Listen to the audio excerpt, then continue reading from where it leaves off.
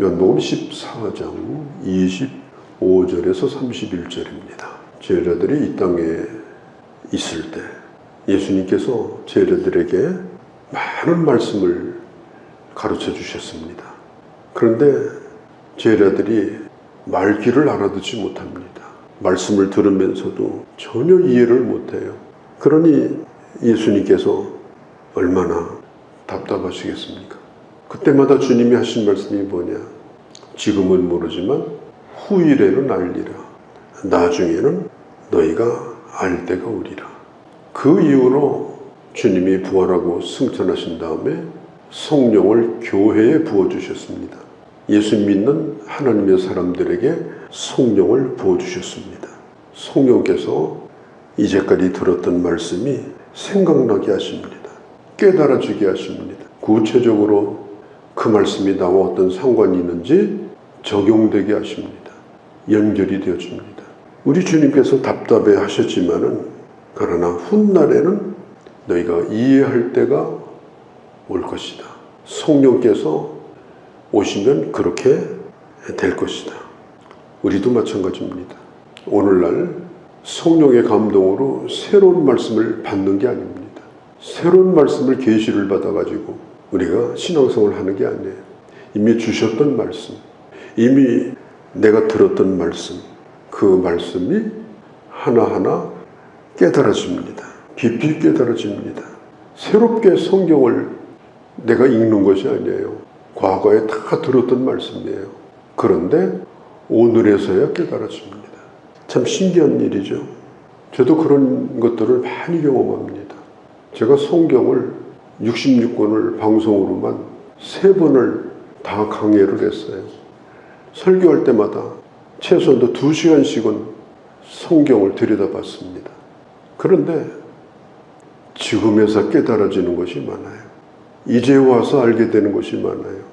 그래서 머릿속에 들어있다고 되는 게 아니고, 외웠다고 되는 것도 아니고, 심지어 설교를 내가 했다고 되는 것도 아니고, 성령께서 구체적으로 이 말씀이 나와 어떤 상관이 있는가 결정적으로 알게 해주실 때, 그때 비로소 그 말씀이 내게 주시는 말씀이 되는 거예요.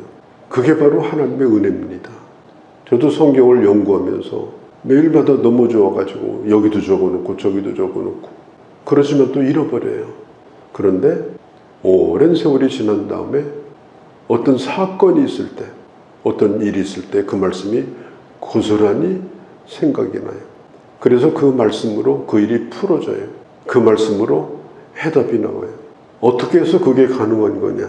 성령께서 내게 하나님의 말씀이 생각나게 하시고 깨달아지게 하심으로 그게 되어지는 겁니다. 그래서 예수님은 떠나는 것을 슬프게 생각하지 않았어요. 예수님께서 말씀하는 거예요. 내가 이제 떠나봐야 되겠다. 그분이 오시면 그때 가서야 너희가 알게 될 것이다. 주님이 그렇게 말씀을 하셨어요. 그리고 부활하신 후에 40일 동안 제자들을 집중해서 훈련을 시킵니다. 특별히 하나님의 나라에 대한 비전, 하나님의 나라가 어떻게 이 땅에 확장되겠는가, 그걸 집중적으로 제자들에게 훈련을 시키면서 그 나라가 확장되는 결정적인 원동력은 바로 성령이 임하시면 되어진다. 그래서 사도행전 1장 8절에 성령이 너에게 임하시면 너희가 권능을 받고 나의 증인이 될 것이라고 말씀하셨습니다. 오순절날 이름에 120명의 사람들이 다락방에서 성령의 충만함을 경험하게 됩니다. 베드로가 드디어 입을 열어서 설교를 시작합니다. 그가 최초로 입을 열어서 예수님으로부터 들었던 말씀을 풀기 시작합니다. 베드로 자신도 처음 일입니다. 기독교 역사에 예수님이 아닌 다른 사람의 입을 통해서 말씀이 증거된 최초의 역사가 사도행전 2장의 베드로의 설교입니다. 베드로의 설교가 얼마나 탁월했는지 모릅니다. 그 다락방에 모여있는 사람에게 지금 우리가 경험한 이 알 수 없는 이 놀라운 신비로운 이 경험이 뭐냐? 예수님께서 왜 죽으셨느냐? 예수님이 왜 살아났느냐? 그것이 어떤 상관이 있느냐? 구체적으로 증거하기 시작하는데 사람들이 깜짝 놀랍니다. 본래 저 사람이 배운 사람이 아닌데 글을 모르는 문맹자라는 뜻이에요. 사람들이 얘기하는 거예요. 내가 저 사람을 잘 아는데 어떻게 저렇게 하나님의 말씀을 전할 수 있을까? 성경 말씀을 좌우로 아주 종횡무진하면서 말씀을 풀기 시작하는데 마치 구슬이 꿰어지듯이 쭉 말씀을 전합니다. 이 말씀의 결론이 뭐냐?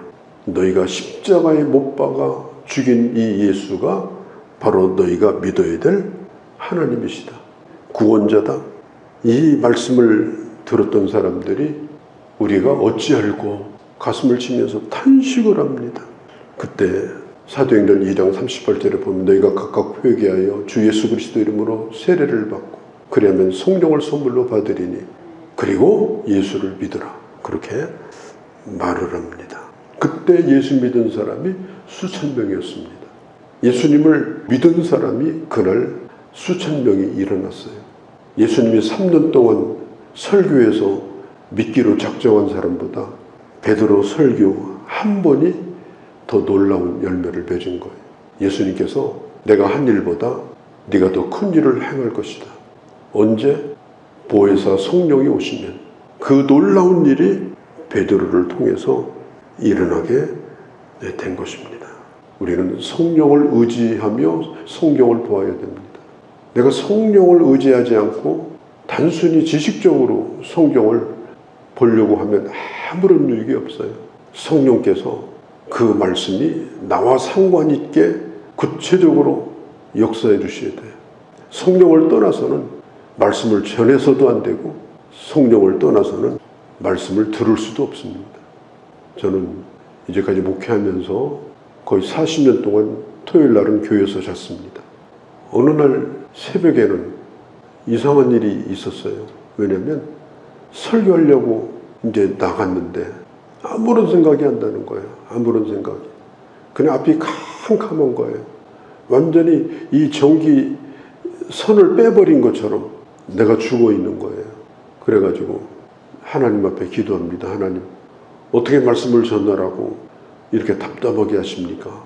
그랬더니 오늘은 내가 너에게 줄 말씀이 없느니라 그러는 거예요.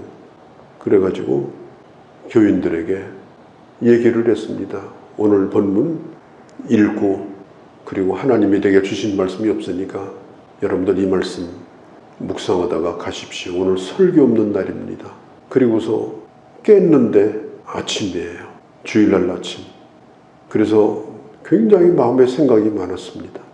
내가 지식을 가지고 성경을 안다고 하는 거, 몇 구절 외운다는 거, 그게 중요한 게 아니다.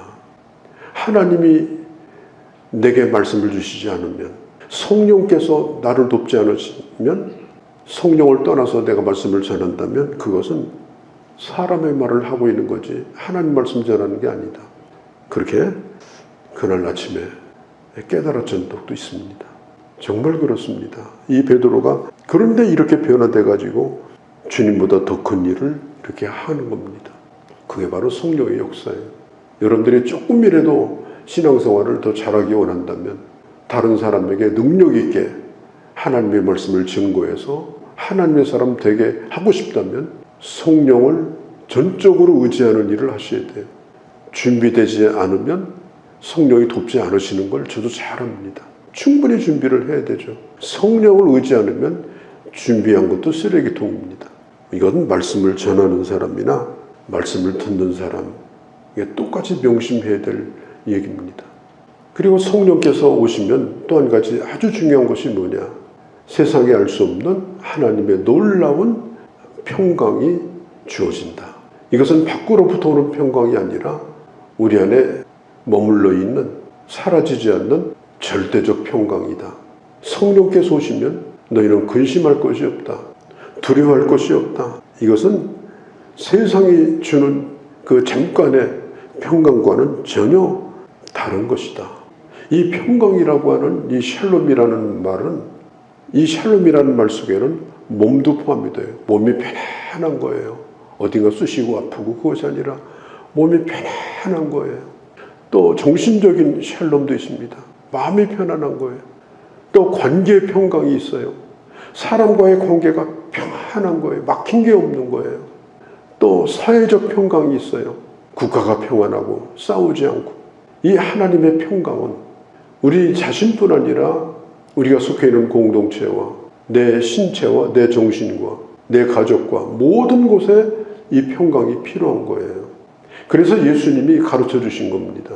네가 어느 집에 가든지 나의 평안을 빌라. 어떤 집에 가든지 그 집에 평강이 필요하네요. 아픈 사람이 있을 것이고 속이 편치 않은 사람이 있을 것이고 관계가 깨진 사람이 있을 것이고 어느 집이든지 평강이 필요합니다. 그래서 우리는 누구를 만나든지 하나님의 평강이, 하나님의 평안이, 샬롬의 은혜가 당신에게 함께 있기를 원합니다. 우리는 주의 이름으로 그 평강을 비는 거예요. 그리고 우리도 마찬가지예요. 우리 자신도 그런 평강을 늘 누리도록 구해야 됩니다. 성령께서 나와 함께 하시면 하나님의 평강이 내게 임합니다. 이것은 주님이 주신 평강이에요. 내가 만들어내는 것이 아닙니다. 오늘 주님께서 이런 말씀들을 쭉 하신 다음에 마지막에 이렇게 말씀합니다. 일어나 여기를 떠나자. 주님이 혼자 떠나겠다는 얘기가 아니에요. 행동을 요구하는 겁니다. 나와 함께 떠나자. 실천을 요구하는 겁니다. 나와 함께 떠나자. 우리가 예수를 믿는다는 게 뭐예요? 주님과 함께 떠나는 거예요. 그 주님이 지금 어디를 떠납니까? 십자가를 향해서 떠납니다. 주님과 함께 그 길을 떠나는 자가 예수를 따르는 자입니다. 그렇게 해야 영광도 있을 것입니다. 그렇게 해야 하나님의 능력이, 성령의 역사가 있을 것입니다. 끝까지 가야 되는 겁니다. 주님이 그걸 지금 우리에게 말씀하고 있는 거예요. 이제 떠나서 그 다락방을 나와요. 15장, 16장, 17장까지 예수님의 설교가 계속됩니다. 그러면 예수님은 다락방을 나와서 어디서 설교하셨나? 성경에 없어요.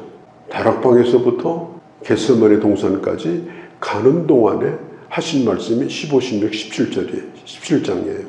그러니까 앞으로 이 세 장이 굉장히 중요한 겁니다. 마지막 제자의 길, 그게 바로 앞으로 볼 세 장의 말씀입니다. 그 다음에 마지막 제자를 위한 기도가 17장의 말씀입니다. 오늘도 주 안에서 주님과 동행하는 한 날이 되시기를 바랍니다.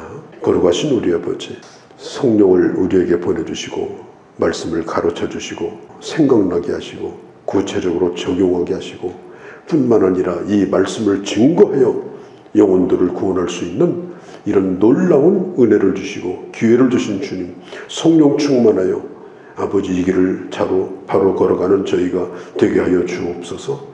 하늘로부터 주시는 평강을 저희들에게 베풀어 주셔서 세상에 그 어떤 것도 근심하고 두려워하는 일이 없도록 하나님 아버지 저희들을 늘 하나님의 평안이 차고 넘칠 수 있도록 샬롬의 은혜를 내려 주시옵소서. 주님과 함께 이 길을 떠나며 끝까지 주님과 함께 제자의 길을 걸어가는 저희가 되게 하여 주시옵소서. 예수님의 이름으로 기도하옵나이다. 아멘.